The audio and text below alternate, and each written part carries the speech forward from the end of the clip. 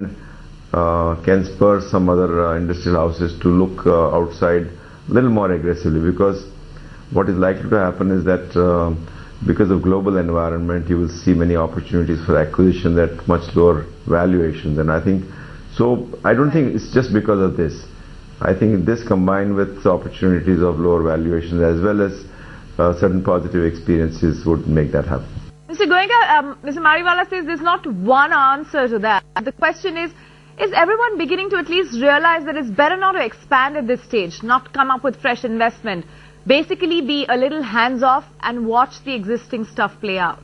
We ourselves are looking at our own investment plans. We are being a little more cautious than we were earlier. If we talk to the larger banks, there are no proposals that they have for large investments. And the major investments that are happening in the economy are those which have been committed last year.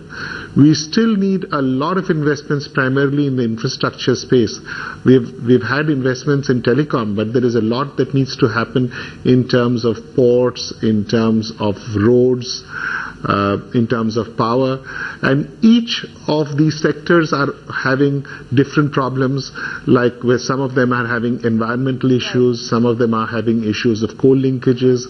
But these have to be tackled by the government authorities. There has to be greater transparency, and a way has to be found where there is a win-win situation. And that win-win situation for now is a bit elusive. Mr. Mariwala, what is India Inc.'s survival kit? Each one of you are really saying very frankly that FICCI, ASSOCHAM, CII all agree there's a slowdown, all agree they do not want to see fresh investment for the moment. Then really, what is the survival kit? You can't shut shop. You can't close down businesses overnight.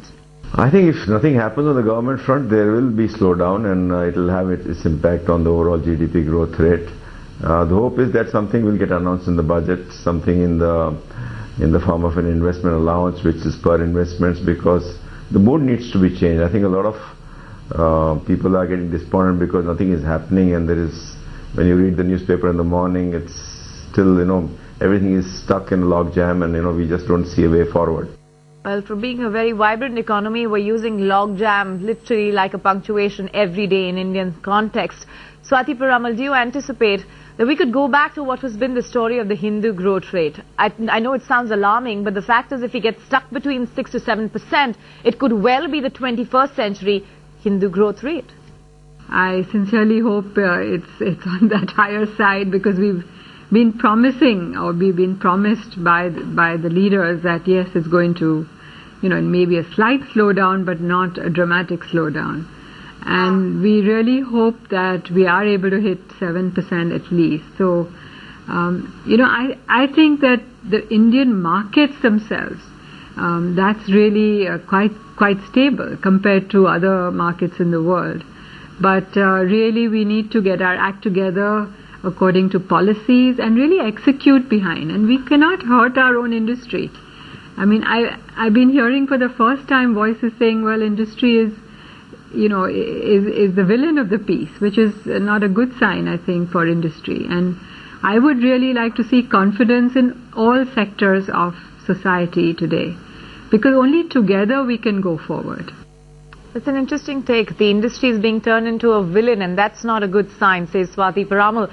Well, look at what is happening in the rest of the economy. Outside the stock market, outside the core industry, we've got the rural market. Now, how is that playing out? Vanita Bali, you have great insights into the crisis and how it's actually playing out, if at all it's impacting the rural regions. Share that with us. The demand stimulation is a very big criteria in India.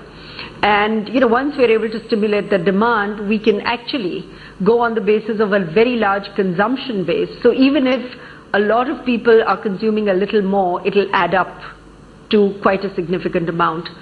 I think the second thing that we can't get away from, if we're looking at what we've got to do over the next few years, not right now, is how we are going to improve the supply side economics of what we do. We can't live with a situation where food inflation is double digits. Vinita Bali, how badly is consumer confidence impacted? I know, we don't yet have a very strong barometer of that. Inflation and all these issues continue to have a serious impact on a regular person's pocket. How do you think, as a consumer company head, has confidence been dented among the people, the buyers, the purchasers, sort of the ones who add to this vibrant economy? Shaili, I think there are two things. One is my reality, and the second is my perception of the reality out there. I think my reality, if I were a consumer, really is that I'm actually spending more and getting less. Forget about having a car where fuel prices has gone up. Even if I'm traveling by bus or by metro or by local trains, the cost of bus fare, etc., has all gone up. So I think the reality for most people is that they have less to spend. Right. I think the reality for most people who have less to spend is also directly related to how much they put into consumption. And the example I would use is that if you are in a very high income bracket, it doesn't matter what the price of vegetables, etc. is, you're going to continue to spend whatever you were spending. But that doesn't happen in a lower income bracket. Ms. Piramal, let's pick up another very key issue. I think the whole world is looking at India. It was supposed to be the engines of the East, India and China, and we so not are today, because most people feel that even when you are completely in doubt, prefer the stability and slower growth of the West rather than the high volatility and uncertainty of what's happening in India. How does the world view India, Ms. Piramal? I think the mood has changed. Just a year ago, I think I remember in 4 months there were 20 heads of states visiting. I don't see that excitement about India right now. I see them all worried about who is Anna Hazare, what's happening, why is the FDI policy being reversed. They ask all these questions. In fact, today only I have visitors from abroad, and they ask all these questions. Why are you doing this? And honestly, I didn't have very good answers, but I kept saying I hope that we will be able to take the right turn in the future. Our growth is a little bit better than the West, so that gives us some consolation.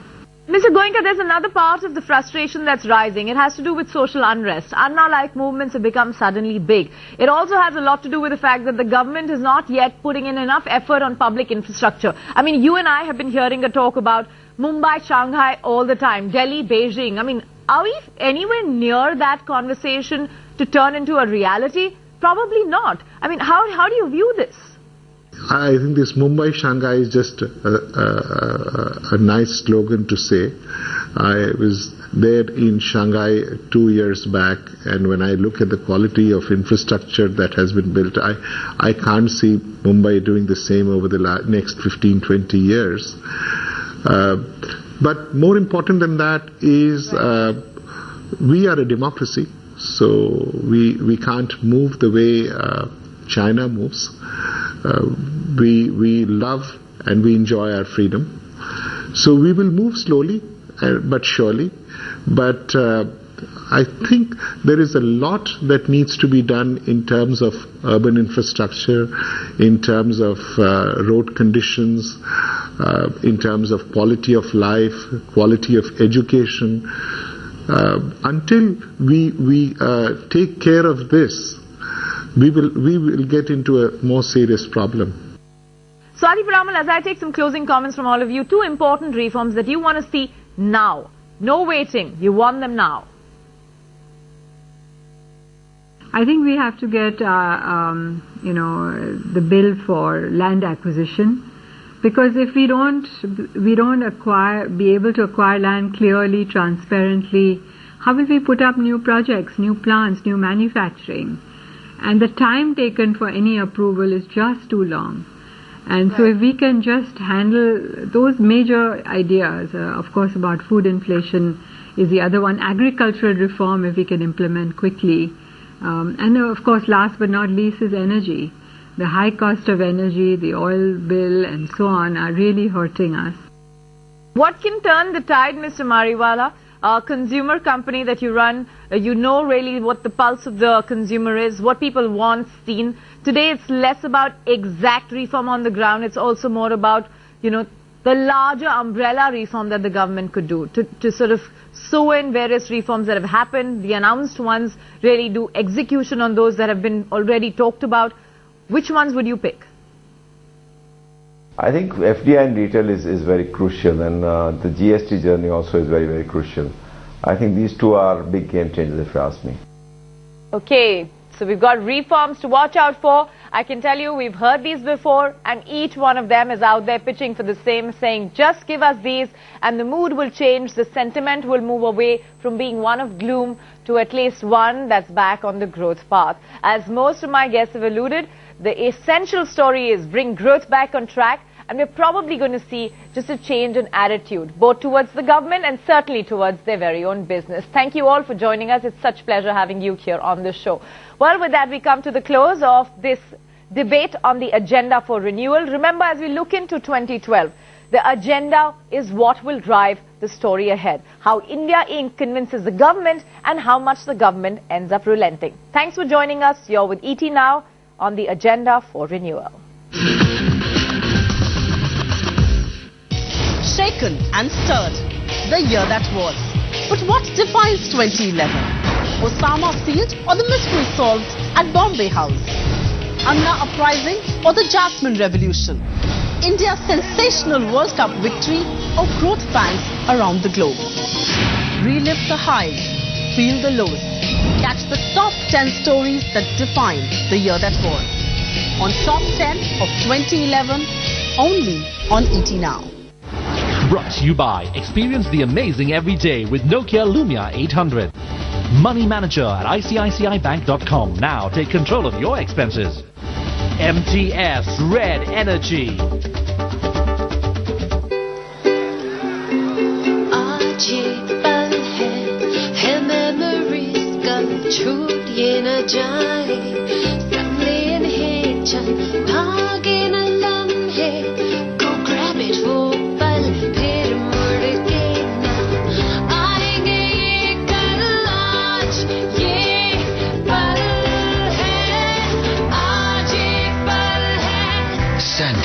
Store your world in hours.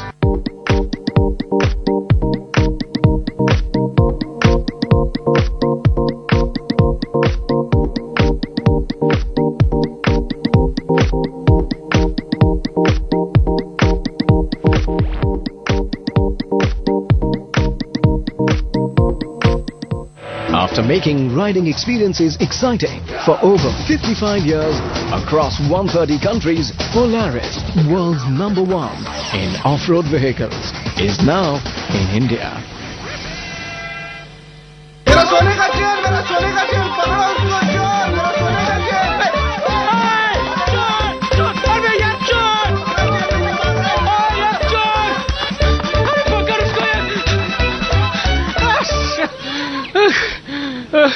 गोलकामा बड़ी तेजी से भाग रहे ना. Always thinking markets. ET Now. It took a momentous occasion for the Ambani clan to celebrate together at their ancestral village. दोनों के बीच में प्यार है ही, हम सब साथ में ही हैं. Does this spirit of brotherhood set the stage for greater cooperation between the brothers? Catch Ambani's Reunited, only on ET Now. Hope this joyous season brings you and your family all the prosperity and wealth. We wish you a happy, healthy and safe year ahead. From me, Supriya Srinath, and all of us here at ET Now.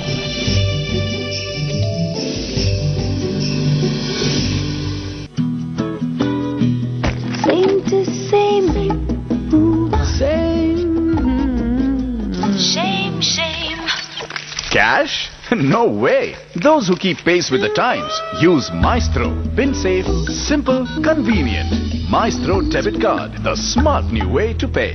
Shop online with your Maestro and MasterCard debit cards and enjoy fabulous offers.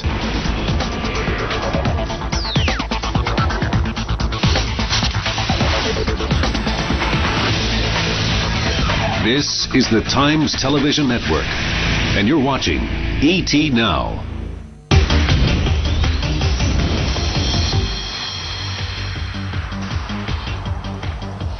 Hello and welcome to this very special episode of Global Business Report. I'm George Cherian. On this show, we are going to travel through time, and in the next half hour, we will travel back into the past and then speed out into the future as the year 2011 ends. We can say that it has been a truly remarkable year, a year marked by a deep economic crisis, unprecedented